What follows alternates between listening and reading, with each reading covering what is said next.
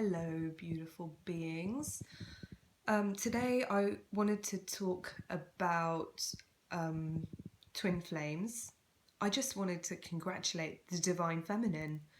Those of you that are possibly in my wave, I think many of you could be feeling that new beginning that everyone seems to be talking about. I know that I certainly do. It's really, really strange. I think this is the first time in 2.5 years since I actually met my twin. It's definitely the first time in, the year that I've known that I'm a twin flame, that I came to know about the twin flame phenomena, that I feel that I've actually managed to surrender. And it was really, really strange because at the beginning, at the tail end of all these eclipses that have been happening, I just felt like when everybody else was kind of going crazy and the energies were really high and really intense, I was like, "Hey guys, well, I feel like I've kind of stopped purging. I feel like I've stopped all of that craziness, and I've stopped all the clinging, I've stopped all the everything, and I was just cool with whatever happened." Actually, on the 1st of October, the shit really, excuse my French, the shit really hit the fan with regards to my twin. I basically, he got transferred with his job to a certain country, a certain place, and it was either going to be there or where I live. He was either going to get transferred to England or where he is right now. And my intuition seemed to be a little bit off at this point, but it said that he was going to come to. I really felt that he was going to come to England, and I think that was because that was what I wanted. But in the end, he got transferred to the other place, and I didn't know this. But before I knew this, I signed up for a meditation retreat, and this meditation retreat is going to be the focus of a very long and very important set of videos that I'm going to put out with regards to teachers and how to know if you are, listening to things that you should be listening to, or maybe you're better off not. Basically, it's to do with kind of discrimination, and in the sense you need to kind of where you need to exercise your own powers of discrimination and discernment. And we are meant to be accepting, but you've got to be wary of what you accept and what you don't, and it's never good to be too trusting, basically, in this world that we live in. So that's a series that's about to come out. Not just yet, the timing's not right. I'm going to plan it, and it's going to be amazing. So stay tuned for that. I did want to just talk about this kind of wave of energy that's kind of gone. When it first happened, I didn't know what to make of it, because so I got put on this meditation retreat. Like I said, I was either going to go to Mexico or this other place, and those were my two choices. There was about 5 choices to go with, but or choose from, but I picked, it was either Mexico or it was this other place. And the lady that I was speaking to was like, "Well, I'm going to put you on this other place. I'm going to put you on the other place because that's what's going soon. So if you change your mind later, you can change your mind."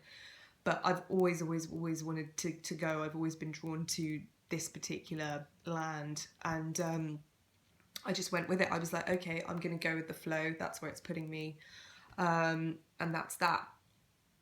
And then I get back in contact with my twin. I think I reached out to him for some reason, and we were in separation.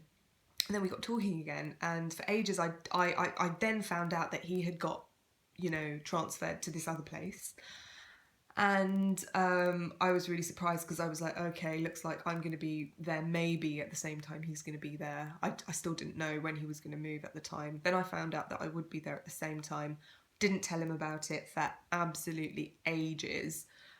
Things were kind of civil, but still, sometimes we'd still go through fights for no reason. There was still that awkwardness. And then I finally decided to tell him that I was going to be there. And then I said, as a joke, "Is it alright if I crash with you? You've got a spare room." He does have a lot of room. And I was expecting him to fully say no. you know, bearing in mind what happened before, like the amount of fights that we had. But he said yes. And and this was around the time when everyone was like, oh, you know, everyone's going to come back into union, all the twins are going to get back together in the physical, blah, blah, blah.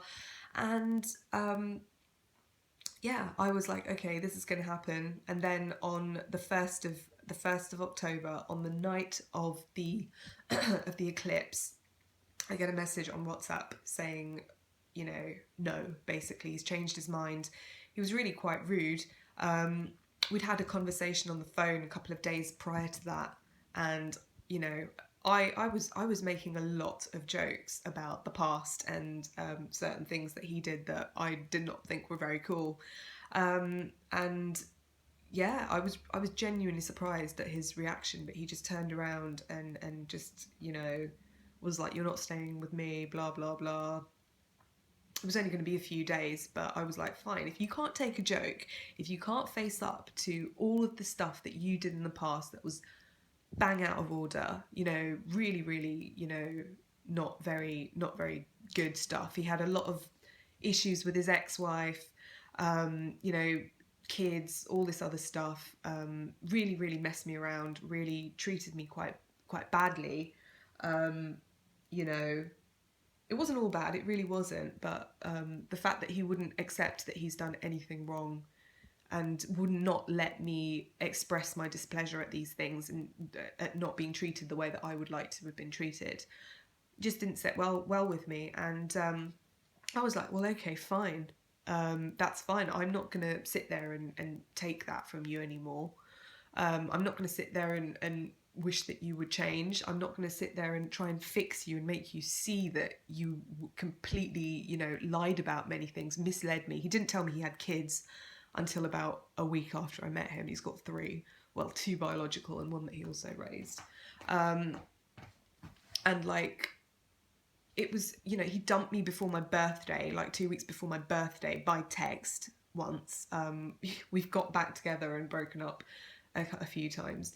So that, you know, I was like, I'm not going to just act like these things didn't happen. So that was that. I was like, you crack on, you do what you want to do. And I really did kind of, I was surprised. Part of me wasn't that surprised when he did what he did this time, when he said I couldn't stay. But part of me was just like, hey, it's okay, because this is exactly how it's meant to be. I was so over the moon that I wasn't running after him like I always did, and he probably expected me to. I didn't even reply. That was the first time ever I've not even replied. And I thought, wow, I'm doing this I'm not trying to force this reaction. This is like what's organically, naturally coming out. This is how I'm responding to it. And I was like, fine, I'm just going to let him crack on. I'm going to leave him to it. And I'm not going to obsess over him. And, you know, for 2.5 years, I just pretty much obsessed over this guy. For the first kind of 6 months, I didn't. It really was the honeymoon period. As soon as things started to go a little bit wrong, and it was a typical twin flame thing, you know, crazy karmic partner on his side, curses from her, you know, lots of dark energies around his family and all sorts of things, which I did help clear, which I did actually clear, I should say. And I don't even expect anything back. He's still exactly, you know, how he wants to be. I have no idea if he's going through some kind of awakening or not. There's been quite a few small ones, but essentially I still feel like I'm kind of leaps and bounds ahead of him.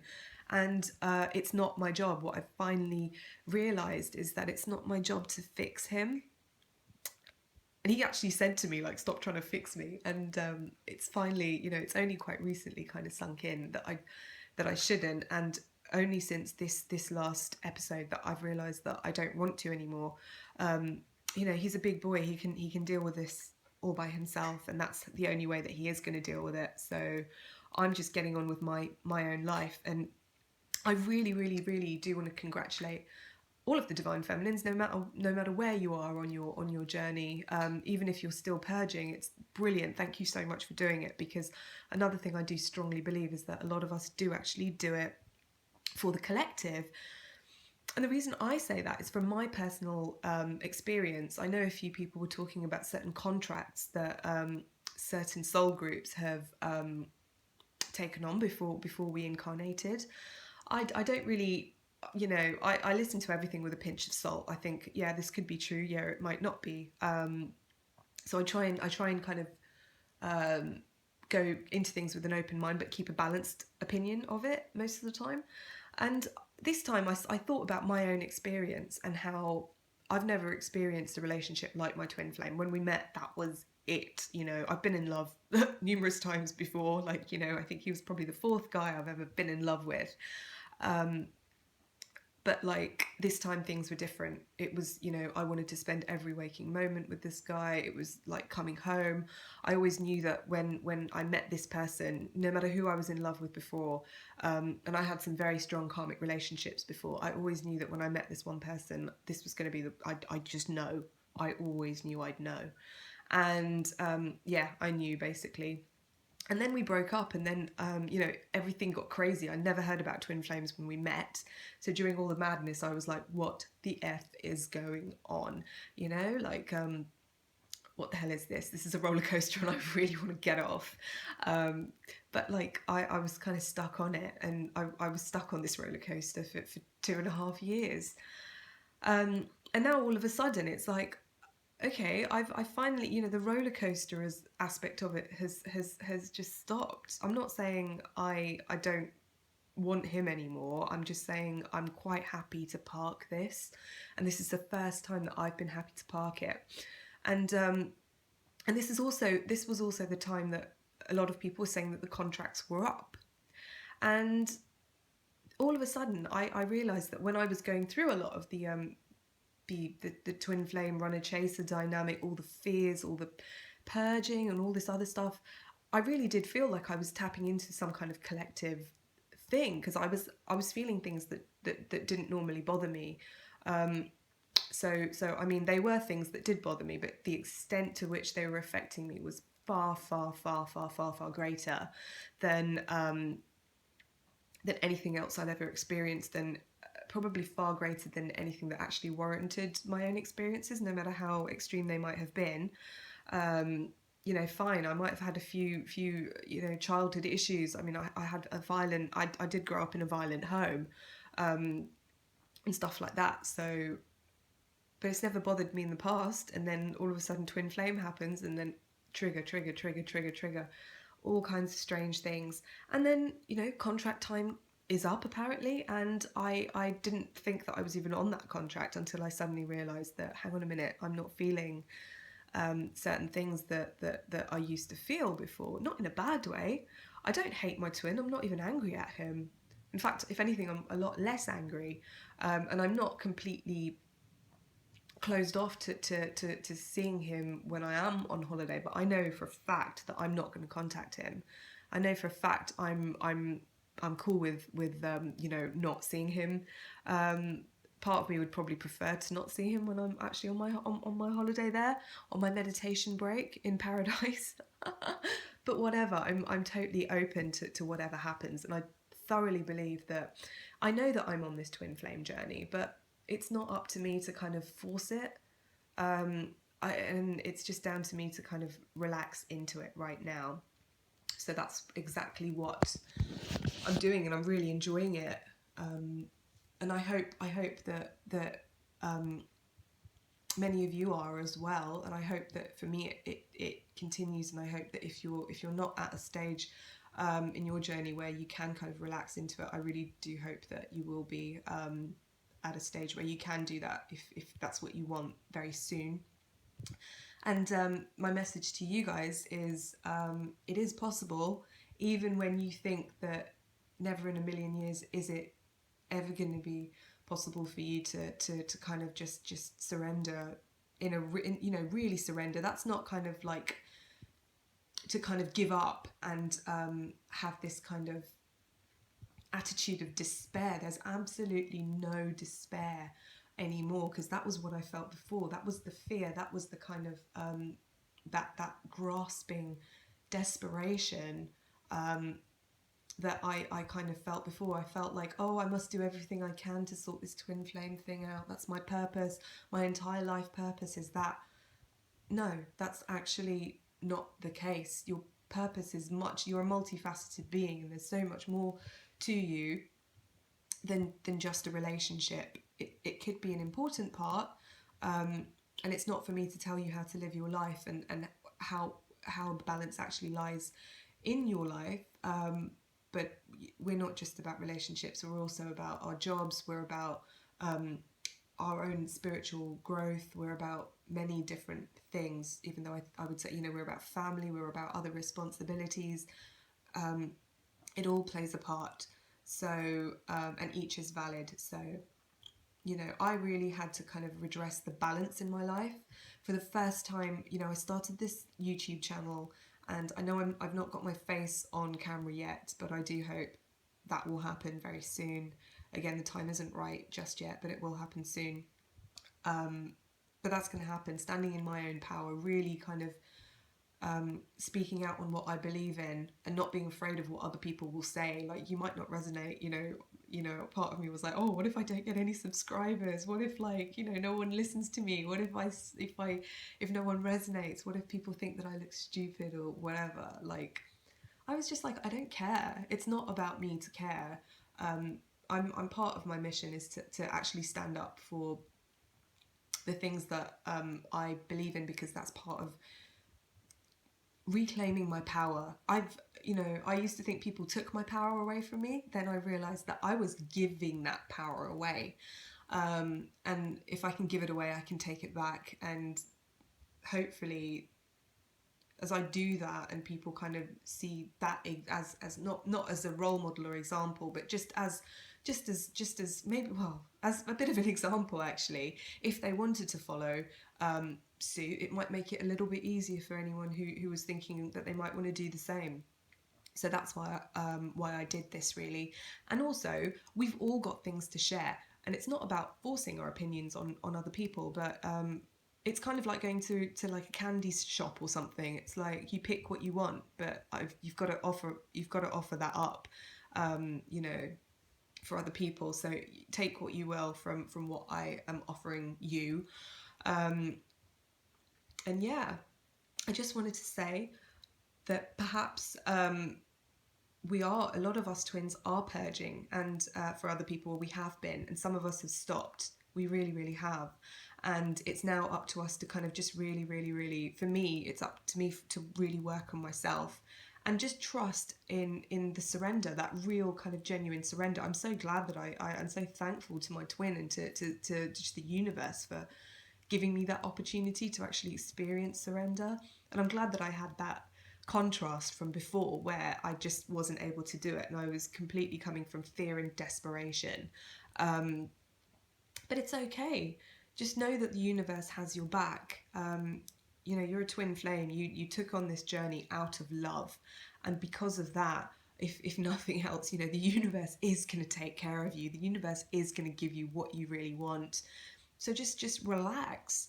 And again, it's Navaratri. If you haven't listened to my other videos about Navaratri, it's a great time to just really, really strengthen that divine feminine and those divine feminine principles that are in all of us, which is, nurture yourself, ground yourself, get creative, really pamper yourself and keep your vibrations high. And just relax, just really kind of, soothe yourself. It is possible for you to do that. One of the best ways to do it is to take a really, really, really nice warm bath or shower. And as you do it, just cleanse, just set the intention to cleanse your energy.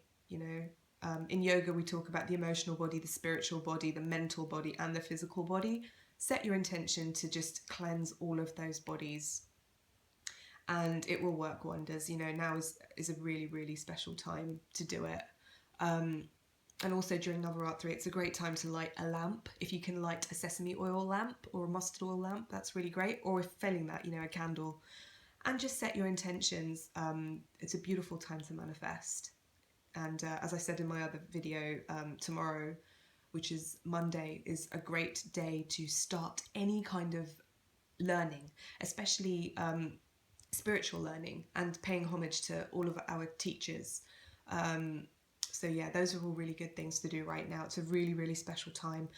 And yeah, I really hope you guys can make the most of it. I hope that something in this video has resonated with you. And yes,